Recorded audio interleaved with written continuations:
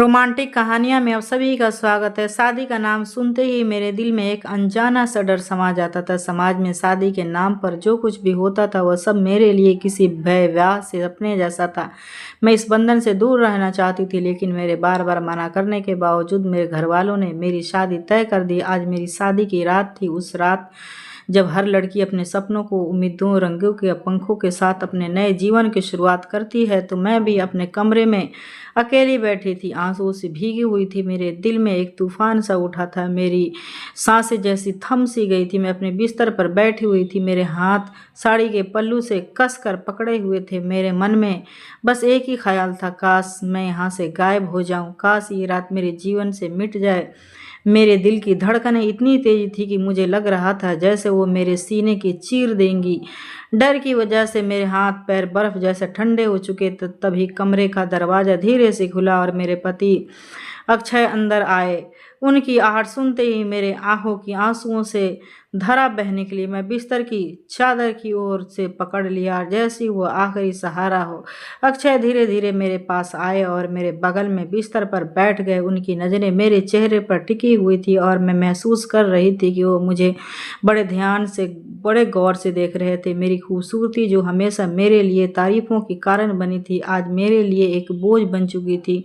मैं चाह कर भी उसकी नज़रों से बच नहीं पा रही थी। तभी उन्होंने अपना हाथ मेरे कांपते हुए होंठ पर रखा। उनका स्पर्श इतना गर्म था कि मेरे ठंडे हाथों को जैसे झटका सा लगा।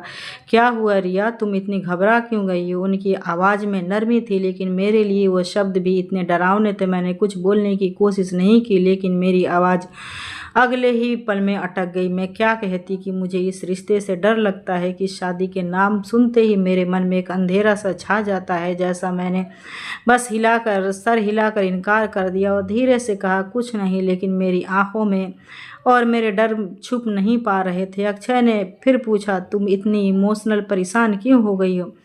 मैंने हिम्मत जुटाकर कहा, मुझे इस रिश्ते से बहुत डर लगता है। मेरी बात सुनकर वो हल्के से मुस्कुराया और मेरे हाथ को थाम लिया। डरने की क्या बात है रिया, मैं तुम्हारा पति हूँ, तुम मुझ पर भरोसा कर सकती हो, उन्होंने कहा। उनकी आवाज़ में एक अजीब सी शांति थी, लेकिन मेरे मन का तूफान थमने का नाम ही नहीं ले रहा था। मैंने कांपती आवाज़ में मुझसे कहा, ये सब कैसे होगा? बस आप मुझे मत छूइए, मुझे बहुत डर लग रहा है। मेरी बातें सुनकर वो मुस्कुरा कर बोले, ठीक है, इसका एक उपाय है मेरे पास। मैंने चौंक कर पूछा, क्या?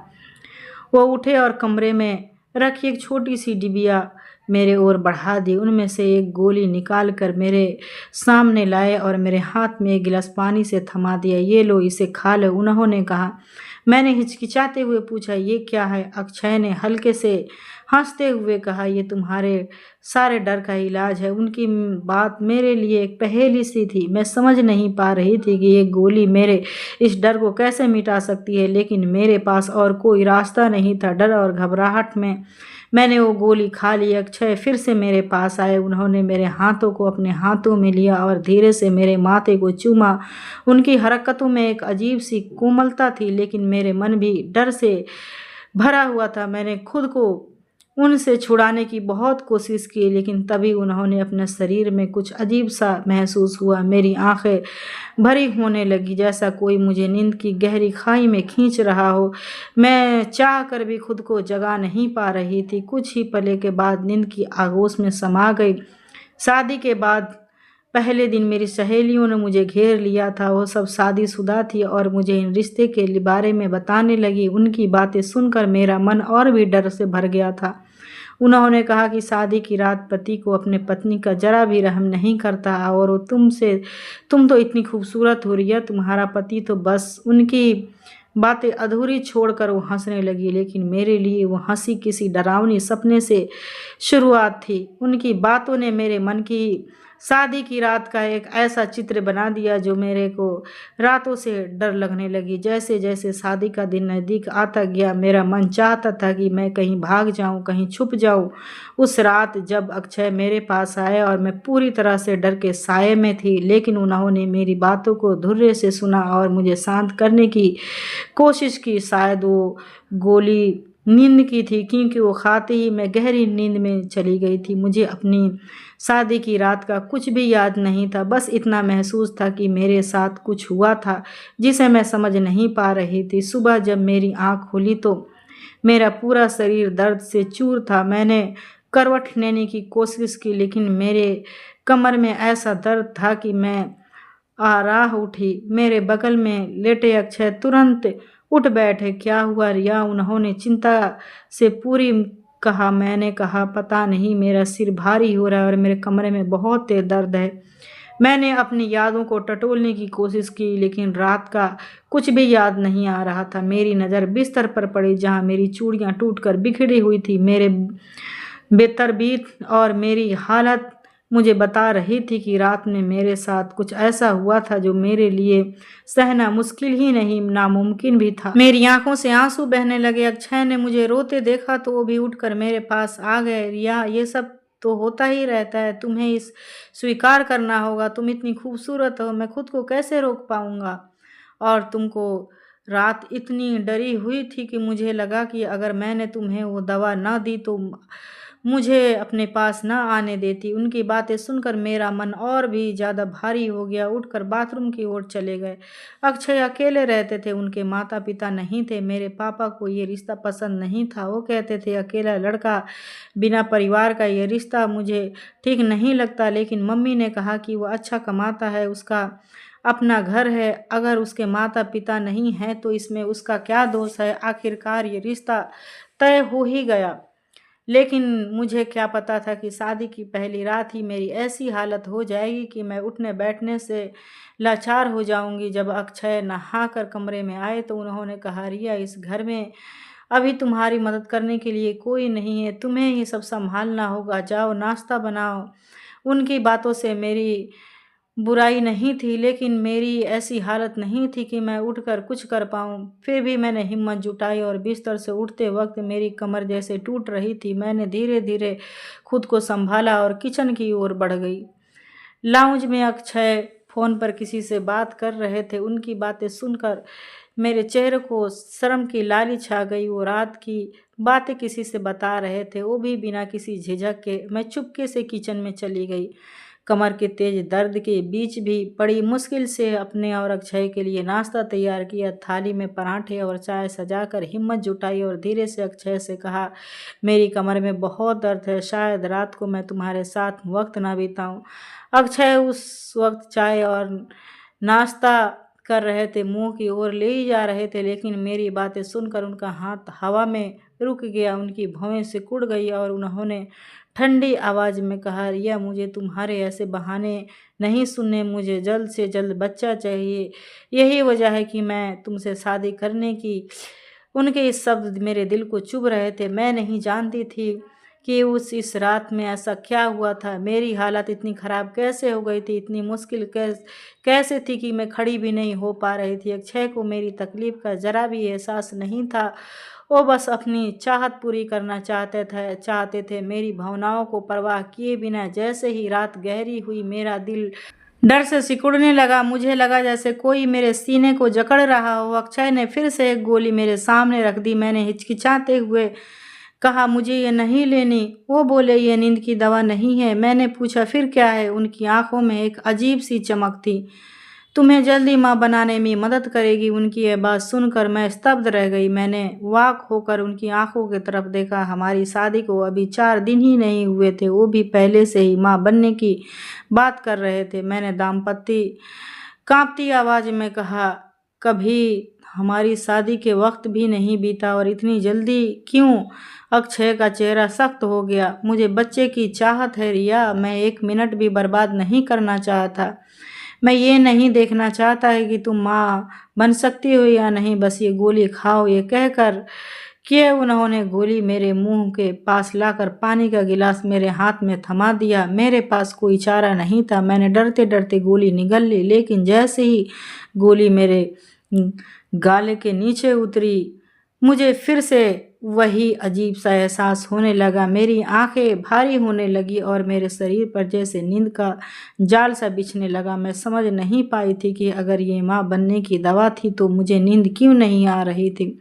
इस बार नींद इतनी गहरी थी कि मुझे अपने शरीर का कोई एहसास नहीं हो रहा था, लेकिन कहीं गहरे नींद में मुझे अपनी ही चीखें सुनाई दे रही थी। मेरी कमर में ऐसा दर्द था कि नींद के बावजूद मेरी आंखें खुल नहीं पा रही थी। दर्द इतना तेज था कि मैंने फौरन अक्षय को जगाया। मुझे बहुत तकलीफ हो रही थी। मैंने कराहते हुए कहा, प्लीज़ मुझे डॉक्टर के पास ले चलो। अक्षय ने नींद भरी आंखों से मुझे देखा और कहा, बेमन से बोले, अभी रात इतने हो चुके हैं रिया, तुम नींद में क्यों खराब कर रही हो? मैं बहुत दर्द में हूँ। अक्षय ने कहा, दवा खा लो और सो जाए और मुझे भी चैन से सोने दो। लेकिन दर्द बस इतना थोड़ा सा नहीं था कि मैं कैसे भी करके रुक जाऊं। सुबह उठते ही दर्द फिर से लौट आया और अब तो ये मेरे लिए रोज का ही वाकया बन गया था। 8 दिन बीत चुके थे और इसी तकलीफ से जूझती रही, लेकिन अक्षय को मेरी हालत से जरा भी परवाह नहीं थी। एक दिन जब अक्षय ऑफिस से लौटे तो मैंने हिम्मत करके कहा, मुझे मेरे मायके छोड़ दो। मुझे लगा शायद वह एक बहाना हो सकता है, जैसे मैं इस दर्द की वजह से दूर हो जाऊं। लेकिन अक्षय ने सख्त लहजे में कहा, यह मुमकिन नहीं, अब तक कोई बच्चा नहीं मिल जाता जब तक तुम्हें नहीं जाने दूंगा। उनकी यह बात सुनकर मेरा दिल और भारी हो गया। आखिर इन्हें इतनी जल्दी क्यों थी? बच्चा क्यों पैदा करनी थी? शादी का एकमात्र मकसद। मेरी हालात ऐसे हो चुकी थी कि मैं ठीक से चल भी नहीं पा रही थी। बार बार पेन किलर खाने से मेरा दिमाग और सन हो रहा था। मैंने कई बार अक्षय से डॉक्टर के पास जाने की गुजारिश की, लेकिन वो टालते रहे। डॉक्टर भी तुम्हें यही दवा देगी वो कहते और बात ख़त्म कर देते। आखिरकार एक दिन जब अक्षय घर से बाहर गए और मैंने अपनी माँ को फ़ोन किया, वो तुरंत आई और मुझे एक महिला डॉक्टर के पास ले गई। मैंने डॉक्टर को अपनी कमर में दर्द की शिकायत बताई। मेरे हाथ अब भी कमर में थे, जैसे वो मेरे दर्द से कांप रहे हो। डॉक्टर ने मेरा चेकअप किया और फिर जो बात बताई सुनकर मेरे पैरों तले से ज़मीन खिसक गई। ऐसा नहीं हो सकता है, मैंने इनकार कर सिर हिलाया। आपको गलतफहमी हुई है। लेकिन डॉक्टर ने गंभीर स्वर में कहा, मैंने ऐसे कई केस देखे हैं रिया, मुझे पता है कि तुम्हारे साथ क्या हो रहा है। फिर उन्होंने पूछा, क्या तुम होश में होती हो जब तुम्हारा पति तुम्हारे साथ करीब आता है? मैंने सिर झुका लिया। कहा, नहीं। वो धीरे से कहा, मुझे रात को एक दवा देते हैं, कहते हैं कि ये माँ बनने की दवा है, लेकिन उसे खाते ही मैं सो जाती हूँ। डॉक्टर की आंखों में एक अजीब सा दुख उभरा। अगर वो तुमसे प्यार करता है तो वो नींद की दवा देकर तुम्हें क्यों ऐसा करता है? आखिर उसकी क्या मनसा है? उनकी बातें सुनकर मेरे मन को अक्षय पर शक अजीब सा बोया गया। मैंने कई बार उस दवा को लेने की कोशिश की, लेकिन वो ज़बरदस्ती मेरे मुंह में गोली डाल देते हैं और पानी पिलाकर निश्चित करते हैं कि उस निगलूं या नहीं। डॉक्टर ने कहा कि मुझे तुम उस दवा का नाम बताओ। मैंने सोचा, मुझे तो उस दवा के बारे में कुछ नहीं पता। अक्षय हमेशा अपनी अलमारी से निकालता है और मुझे दे देता है। जब तक मैं ये बात डॉक्टर को बताई तो हल्के से मुस्कुराकर, ऐसी कौन सी दवा है जो तुम्हें ऐसे छिपाता है और हर रात तुम्हें ज़बरदस्ती खिलाता है? ज़रा उसकी हरकतों पर गौर करो रिया, तुम्हें मेरी बात समझ आ रही है या नहीं? उनकी बातों में मेरे दिमाग में गूंज रही थी। मैं अकेले उनके कमरे में थी। मेरी माँ बाहर इंतज़ार कर रही थी और मेरी हालत से पूरी तरह अनजान थी। घर लौटते वक्त मेरा दिमाग सुन था। माँ ने मुझे देखकर कहा, रिया, तुम अपना ख्याल क्यों नहीं रखती हो? तुम्हारा पति तुमसे कितना प्यार करता है और तुमने 8 दिन में अपनी क्या हालत बना ली है? तुम्हारा चेहरा पीला पड़ता गया है। मैं क्या बताती कि मैं किस मुसीबत में फंस चुकी थी। मेरा पति मेरे साथ हर रात नींद की गोली खिलाकर खिलवाड़ करता था और मुझे इसका एहसास तक नहीं होने देता था। माँ मुझे समझा कर चली गई, लेकिन मैं पूरा दिन डॉक्टर के बातों में उलझी रही। मेरा पास कोई रास्ता नहीं था। मैं अक्षय से इस बारे में बात नहीं कर सकती थी। मेरा मन चाहता था कि मैं माँ के साथ उनके घर चली जाऊं, लेकिन मुझे बिना अक्षय की इजाज़त के मैं कहीं नहीं जा सकती थी। असमंजस में थी, आखिर मैं क्या करूं? मेरे मन में एक सवाल बार बार उमड़ रहा था, आखिर अक्षय मुझे कौन सी दवा दे रहा है? मैं और इंतज़ार नहीं कर सकती। हिम्मत जुटाकर मैं उठी और धीरे धीरे कमरे की ओर बढ़ गई जहां अक्षय की अलमारी थी। मेरी कमर में भी और तेज दर्द से मैं कराह रही थी, लेकिन सच जानने की चाह मेरे आगे और बढ़ गई थी और हिम्मत ताकत दे रही थी। मैंने अलमारी खोली। ऊपर की तरफ अक्षय के कपड़े सलीके से रखे हुए थे। मैंने एक एक करके कपड़ा उठाकर देखा, लेकिन कहीं भी कोई दवा नहीं मिली। और फिर मैंने दराज खोले जहाँ कुछ कागजात और छोटी मोटी चीज़ें रखी थी, पर वो भी नहीं थी। आखिरकार मेरी नज़रें नीचे की लॉकर पर पड़ी, जो कि ताला बंद था। मेरा दिल धक से रह गया। मुझे यकीन हो गया कि अक्षय ने दवा उसी लॉकर से छुपाई है। रात को जब अक्षय घर लौटा, मैंने खाना बनाकर उसे परोस दिया। मेरी भूख गायब थी। मैंने खुद को नहीं खाया। सोने से पहले मैंने एक गिलास दूध पिया और जल्दी से बिस्तर पर लेट गई। मैंने अपनी आंखें बंद कर ली ताकि अक्षय को लगे कि मैं सो चुकी हूँ। शायद ऐसा करने से वो मुझे दवा न दे और फिर उस रात को मेरी जान बच जाए। कुछ देर बाद अक्षय कमरे में आया। उसने मुझे हल्के से हिलाया और कहा, रिया उठो। मैंने आंखें खोली तो देखा कि उसका चेहरा गुस्से से तमतमाया हुआ था। मैंने धीरे से कहा, अक्षय मुझे बहुत नींद आ रही है। मेरी कमर में तेज दर्द है। मुझे बस सोना चाहती हूँ। मेरी यह बात सुनकर उसने और सख्त लहजे में बोला, ये बहाने मेरे सामने नहीं चलेंगे। मैंने तुमसे पहले ही कहा था कि मुझे जल्दी से बच्चा चाहिए। उसने फिर से वही गोली मेरे सामने रख दी। मैंने हिम्मत करके पूछा, आखिर तुम ये दवा अपनी अलमारी में क्यों छुपा के रखते हो? इसे मेरी दूसरी दवाओं के साथ रख दो, मैं खुद ही ले लिया करूँगी। मेरी बात सुनकर उसकी आंखें सिकुड़ गई।